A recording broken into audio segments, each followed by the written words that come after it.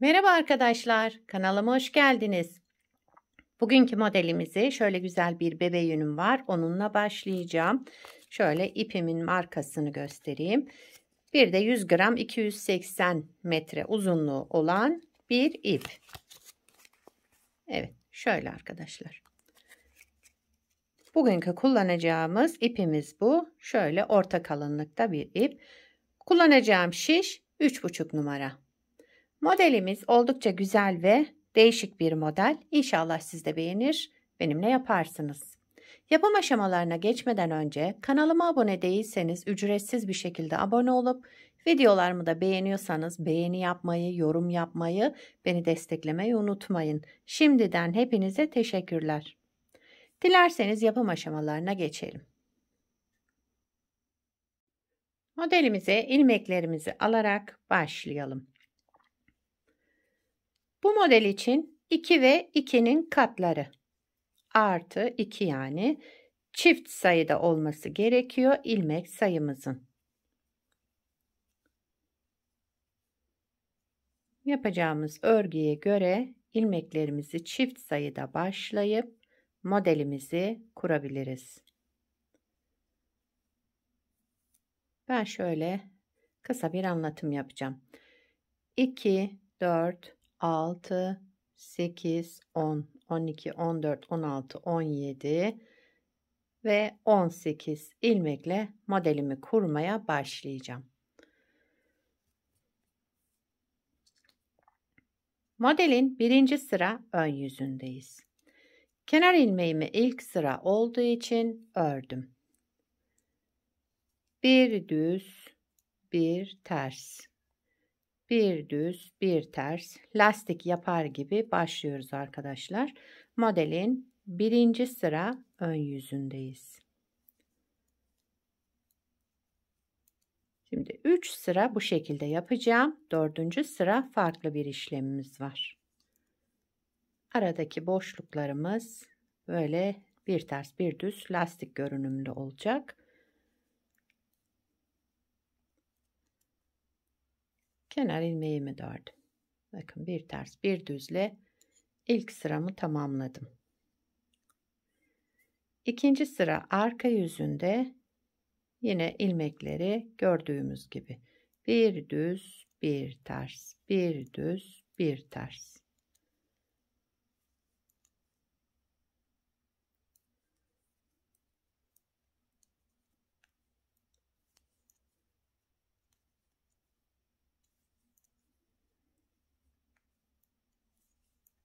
Sıra sonuna kadar bu şekilde devam edelim. Kenar ilmeğimi de ördüm. 3. sıra ön yüzündeyiz modelin. Kenar ilmeğimi örmeden aldım. Yine aynı şekilde bir düz bir ters bir düz bir ters. Sıra sonuna kadar böyle devam edelim.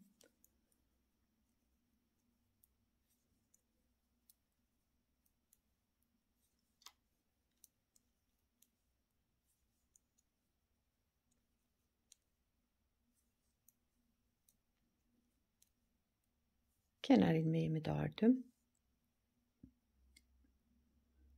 3 sıra bu şekilde yaptım. 4. sıra arka yüzündeyiz modelin.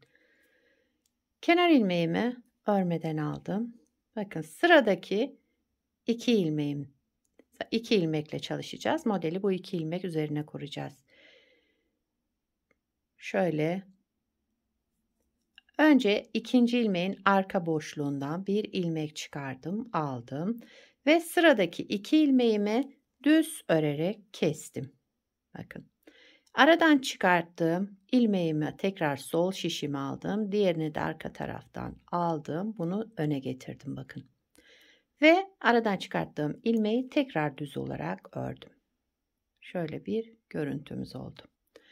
Sıradaki ikinci ilmeğin arka boşluğundan bakın şu ters ilmeğin arka boşluğundan bir ilmek çıkardım. Örmeden aldım. Ve sıradaki 2 ilmeğimi ikisini bir düz örerek tek ilmeğe düşürdüm. aradan çıkarttığım ilmeği tekrar sol şişime aldım ve diğerini de arkadan şöyle alarak şöyle açtım ilmeğimi yani. Aradan çıkarttığım ilmeği tekrar düz olarak ördüm. Dördüncü sıra arka yüzünde bu şekilde yapıyoruz. İlmeklerimizi ikinci ilmeğin arka boşluğundan yani bir ilmek çıkartıyoruz. Daha sonra sıradaki ilmeğimizi ikisini bir örerek keselim ve aradan çıkarttığımız ilmeği tekrar sol şişimize alıyoruz. Bakın ikinci ilmeğimin arka boşluğundan bir ilmek çıkardım ve sıradaki iki ilmeğimi düz örerek kestim. Aradan çıkarttığım ilmeği tekrar sol şişime aldım. Şöyle yaptım bakın. Tekrar onu örüyorum. Arka tarafta böyle bir görüntümüz olacak. Sadece modelde bu sıra biraz uğraştırıyor arkadaşlar. Diğer kısımlar çok çok kolay. Bunu da böyle yaparak ön tarafta farklı bir görüntü oluşuyor.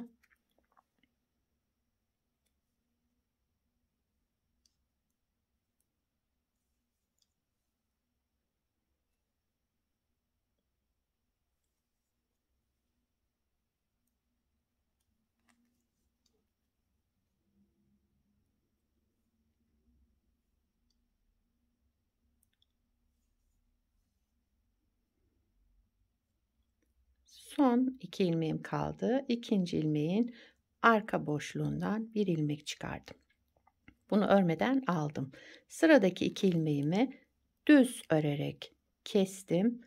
Aradan çıkarttığım ilmeği tekrar sol şişime aldım. Diğerini de arka taraftan aldım, öne getirdim ve aradan çıkarttığım ilmeği düz olarak ördüm.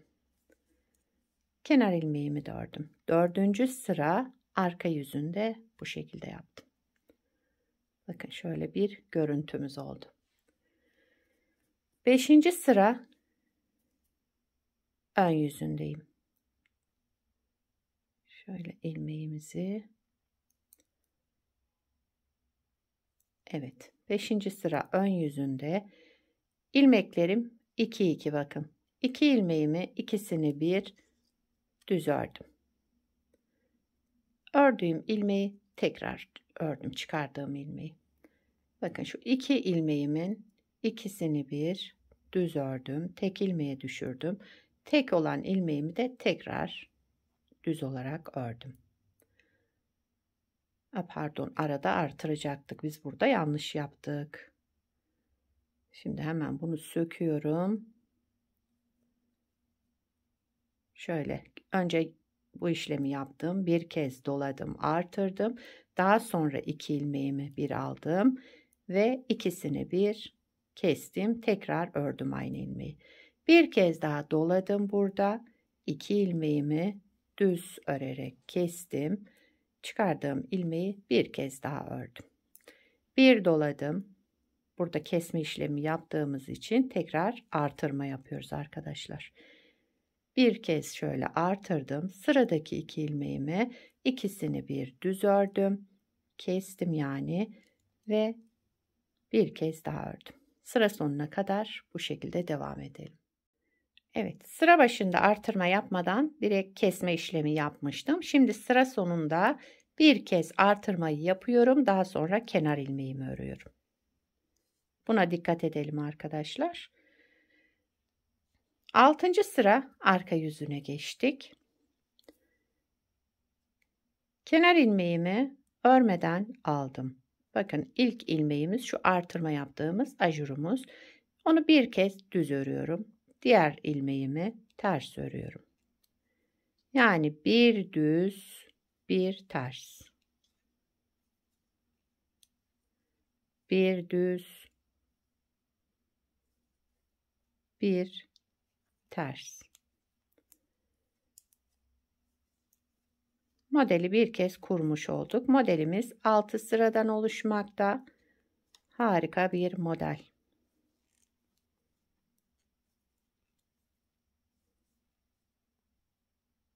Evet, burada şöyle tellendirmişim. Onu takayım. Hemen burada da ilmeğimi ters örüyorum. Bir düz, bir ters ilmek, kenar ilmeğimi de ördüm. Modelimizi bir kez kurmuş olduk. Bu modelin arka yüzü, bu tarafta ön yüzü arkadaşlar. Bakın. Harika bir model bence. İsterseniz bir kez daha kuralım hemen. Altta birinci sırada ne yapmıştık? Kenar ilmeğini örmeden almıştık. Modelin birinci sıra ön yüzündeyiz. Bir düz, bir ters. Şu anda ilmekleri gördüğümüz gibi 3 sıra örelim. Bir düz, bir ters, bir düz, bir ters. Lastik örer gibi. Ara boşlukta dediğim gibi 3 sıra bu şekilde yapıyoruz. Daha sonra şu 4. sırada arka yüzünde yaptığımız işlemi yapıyoruz. Kenar ilmeğimi de ördüm. Birinci sıra ön yüzünde bu şekilde yaptım. Bunu 3 sıra yapacağım. Arka yüzünde de aynı yapacağım. Ön yüzünde de aynı yapacağım arkadaşlar. 3 sıra şu aradaki lastiğimi tamamladım. 1, 2, 3. 4. sıra arka yüzüne geçtik modelimizin. Kenar ilmeğimizi örmeden aldık. İkinci ilmeğim bakın 1, 2. Şu ters olan ilmeğimin arka boşluğundan bir ilmek çıkardım. Şu şekilde örmeden aldım. Sıradaki 2 ilmeğimi bakın 1, 2. 2 ilmeğimi düz örerek kesiyorum. Daha sonra aradan çıkarttığım ilmeğimi sol şişime şu şekilde aldım. Diğerini de arka taraftan aldım ve öne getirdim. Ve aradan çıkarttığım ilmeğimi tekrar düz olarak ördüm. 4. sıra arka yüzünde bu şekilde yapıyoruz.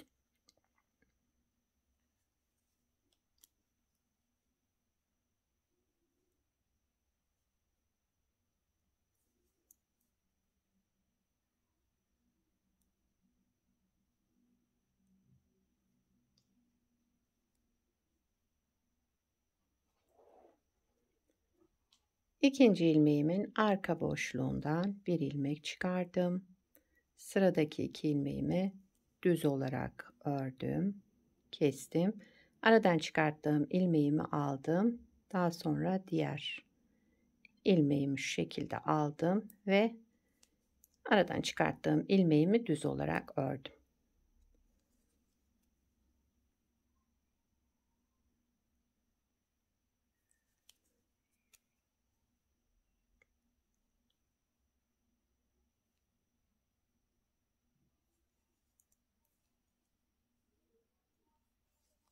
Model şöyle esneyen bir model arkadaşlar. Çok iç içe giren bir model değil. Yani yapacağınız örgüye göre hatta birkaç ilmekte eksik başlayabilirsiniz.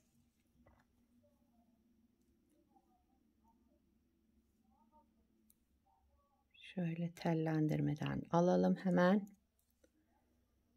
Son 2 ilmeğimiz kaldı. Onları da yapalım aynı şekilde.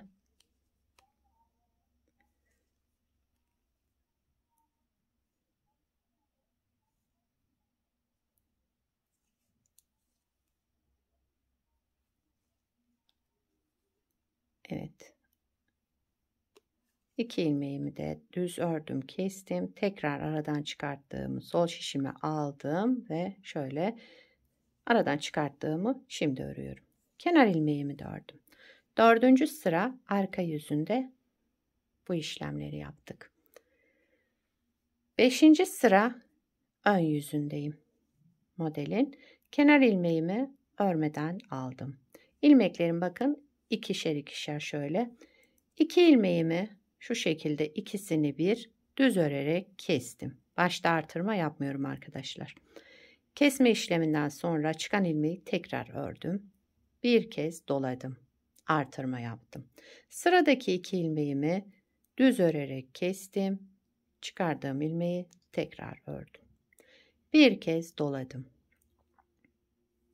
5. sıra ön yüzünde bu şekilde yapıyoruz. Bir doladım. 2 ilmeğimi düz örerek kestim. Kestiğim ilmeği tekrar düz örüyorum. Bir doladım.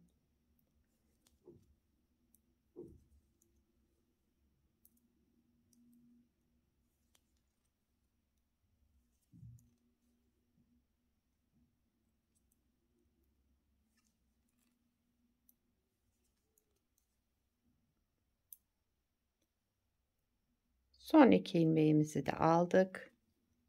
Kestim. Tek ilmeği düşürdüm. Daha sonra çıkarttığım ilmeği bir kez daha ördüm. Sıra başında artırma yapmamıştım. Şimdi sıra sonunda bir kez şöyle artırıyorum. Daha sonra ilmeğimi örüyorum. Kenar ilmeğimi. 6. sıra arka yüzüne geçtiğimizde kenar ilmeğimizi örmeden aldım. Şu artırma yaptığım ajurlu ilmeği düz örüyorum. Diğer ilmeğimi ters örüyorum. Yine bir düz, bir ters, bir düz, bir ters olarak 6. sıramızı tamamlayalım.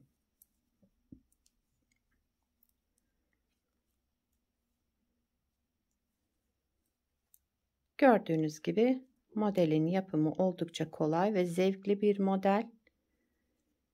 Çabuk ilerleyen bir model.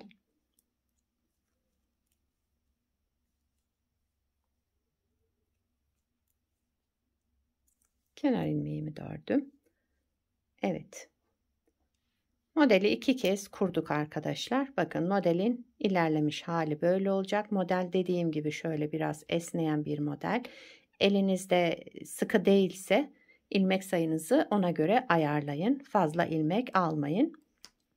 Ben bir de çekim öncesi bir parça hazırlamıştım. Onu göstereyim size. Bunu da daha önce yaptım. Bakın şöyle. Evet, bakın şöyle güzel esneyen gösterişli bir model. Modelin arka yüzü de bu şekilde. İki yüzü de kullanılabilecek harika bir model bence. İki tarafta bakın farklı model.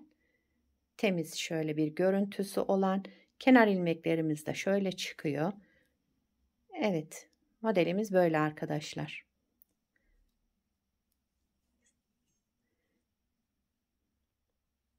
Ben bebe yünü kullandım modeli çıkartırken başta gösterdiğim gibi. Sizler de yapacağınız örgüye göre ipinizi seçebilirsiniz. Ona göre bakın dediğim gibi şöyle hafif esneyen bir model. Ona göre ilmek sayınızı ayarlayın. Yani çok fazla ilmek almayın. Yapacağınız ilmek sayısına göre birkaç ilmek eksik başlayabilirsiniz.